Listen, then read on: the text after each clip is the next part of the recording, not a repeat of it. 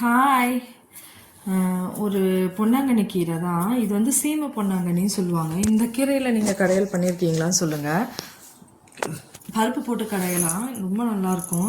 பாசிப்பருப்பு வந்து ஒரு அரை கப் எடுத்துக்கோங்க. பருப்பு ஒரு அரை கப் எடுத்துக்கோங்க. நல்லா தண்ணி போட்டு வாஷ் பண்ணிவிடுங்க பருப்பை.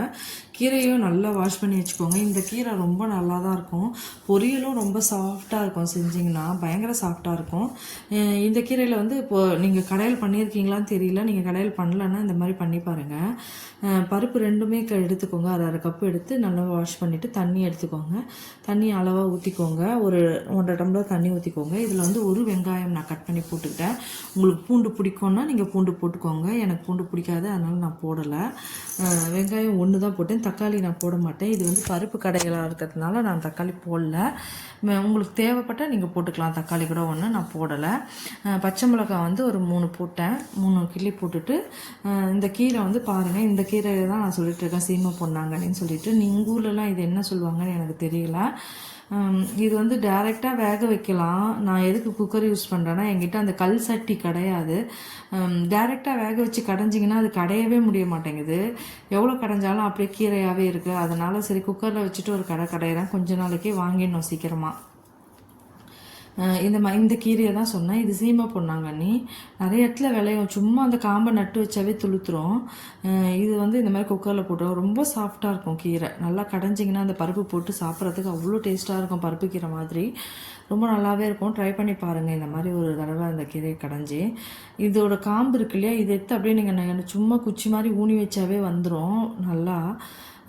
இது பேர் சீமை பொன்னாங்கன்னே சொல்லுவோம் நாங்கள்லாம். உங்கள் ஊரில் என்ன சொல்லுவீங்கன்னு சொல்லுங்கள், எனக்கு தெரியல. இதை குக்கர் வச்சு நான் மூடிட்டேன். எனக்கு சட்டி இல்லாததுனால நான் குக்கரில் வைக்கிறேன். நீங்கள் ஓப்பனாகவே வேக வச்சுக்கோங்க.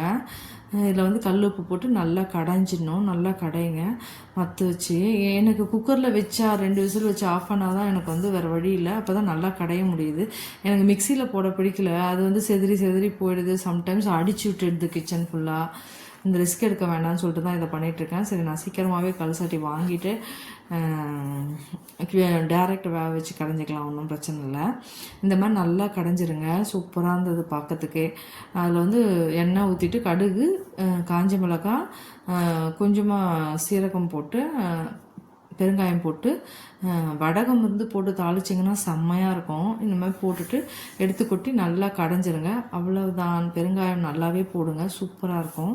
அவ்வளோதான். இந்த கீரை கடையில் ரொம்ப சிம்பிள் அண்ட் ஈஸி, செம்மையாக இருக்கும் டேஸ்ட்டு சாப்பிட்றதுக்கு. நெய் போட்டு சூடு சாதத்தில் இந்த கீரையை போட்டு சாப்பிட்லாம். குழந்தைங்களுக்கும் ஊட்டி விடலாம், நல்லாவே இருக்கும்.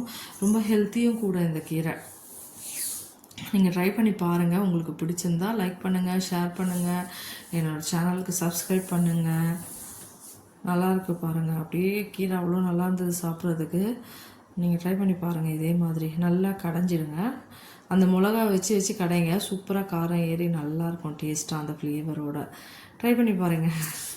இந்த கீரையே இந்த மாதிரி கடைஞ்சி சாப்பிட்லாம். பொரியல் இன்னும் சூப்பராக இருக்குங்க, அவ்வளோ சாஃப்டாக இருக்கும். தேங்காய் போட்டு பொரியல் பண்ணிங்கன்னா இன்னொரு நாளைக்கு நான் பண்ணி காட்டுறேன் உங்களுக்கு. தேங்க்யூ. சேனல் பிடிச்சிருந்தா சப்ஸ்கிரைப் பண்ணுங்கள். தேங்க்யூ.